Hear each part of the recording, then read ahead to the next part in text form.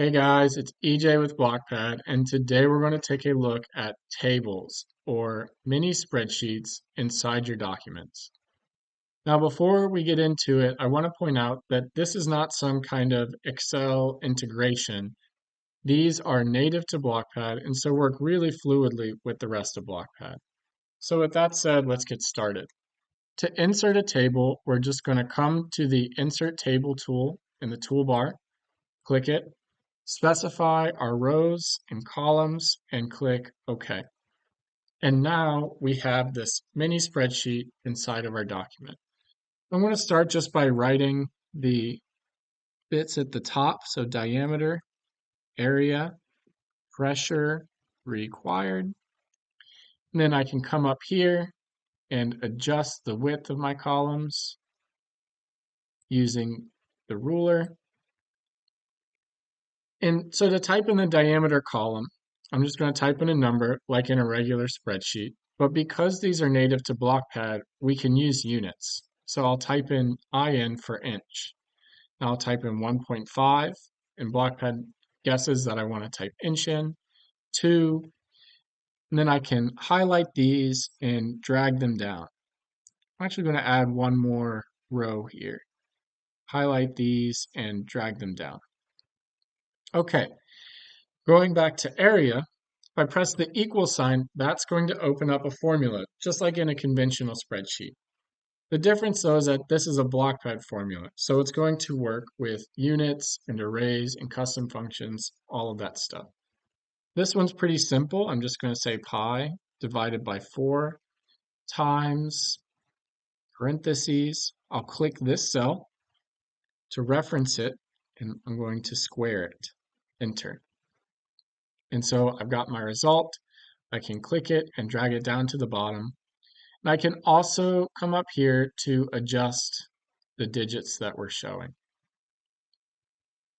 So a little different than conventional spreadsheets is that in Blockpad, we have these values in a document a lot of the time, and the table can reference these document values. So if I press the equal sign here, I can click force and then divide it by this cell here for area, type in 2 psi to convert it, and then there we go. I've got my pressure required. I'm also going to set those digits. Similarly, we can reference these table values from the document. So if I press the equal sign down here, I can type in diameter equals, and then just click one of these, table1.A3. Now diameter is the value of that cell. Another use would be to use a lookup function. So I can say VLOOKUP and say of diameter, highlight these cells, and I want the second column. So this is looking up the diameter value and telling me what area value corresponds with that. Notice when I reference those cells, it puts this table 1 dot in front of the range. And it does this to basically say to Blockpad, hey, go look in table 1 and use these cells. In general, Blockpad, it's good practice to keep our tables named. And to do that, we're going to change the title here to cylinder table. And notice that changes the name value as well. And so down in our formula, table 1 becomes cylinder table. I'm going to change this just to SIL table for short. I'll change both the name and the title to SIL table. So I'll close the properties window. And you'll notice too that this can kind of get long sometimes using these cell references. So it's useful to know that if you leave off the cell references, then it's going to just reference the whole table.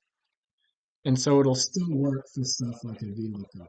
Just to illustrate that, if I come to a new formula and highlight all of this, SIL table A1 to C9, I get this as my result.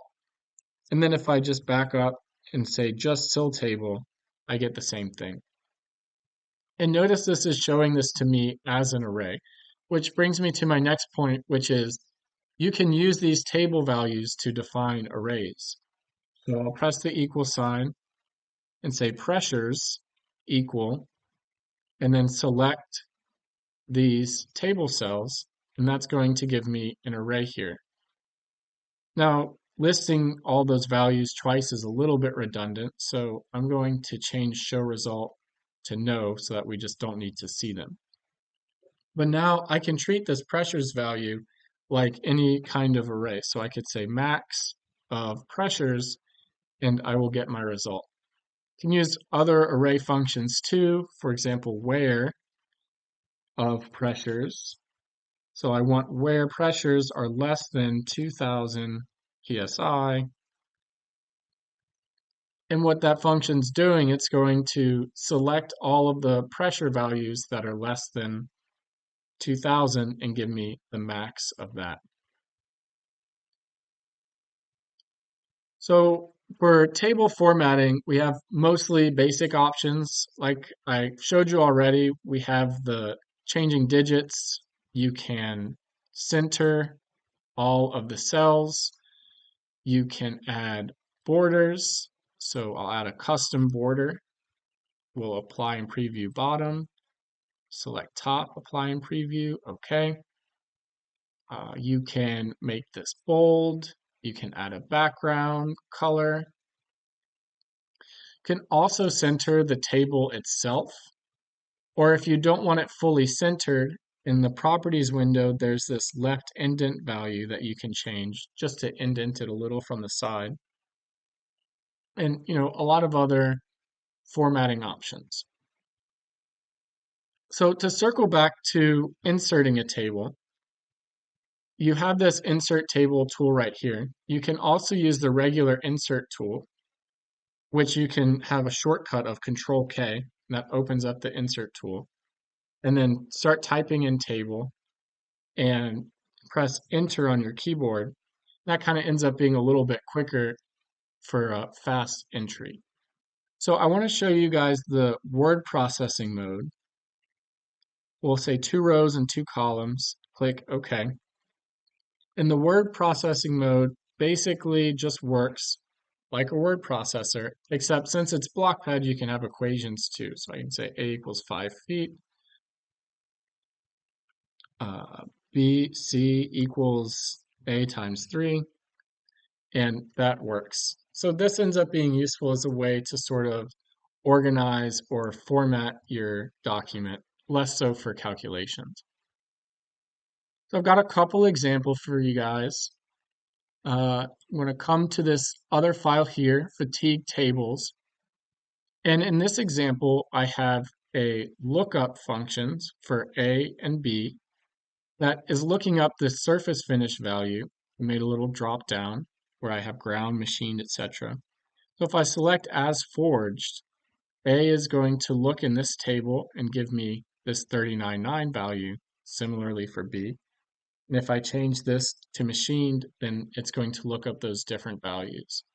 That's a really great use. There's a lot of examples of these lookup tables in engineering, so you can have it all together in one nice place. Another good thing to know about is the function VLOOKUP interpolate, which works like VLOOKUP, except it'll interpolate between values. So here I've got temp 175C, and our result is between those two. Another good use of tables is if you have a few different options with different properties that you want to calculate. So I have this cylinder options table of different options with different bore and rod, stroke, etc. And we calculate these values for F push, F pull, and time to push. Interesting thing about how we have this set up is that these columns are just using these custom functions that are defined down here. So I just have this F push function and this F pull function. And that is nice because you get the math layout here in the functions below. So if you suspect an error or you want to look into it, you can go look at the function definition and you don't have to go digging in a cell. This is actually one of our sample files. I have the formatting a little bit different, but if you download the software and you go to a new tab, you can come to sample files here. And this is the hydraulic cylinder sample file. I'll double click it and it's going to bring me to this file that I just shared with you. So that's all I've got for today.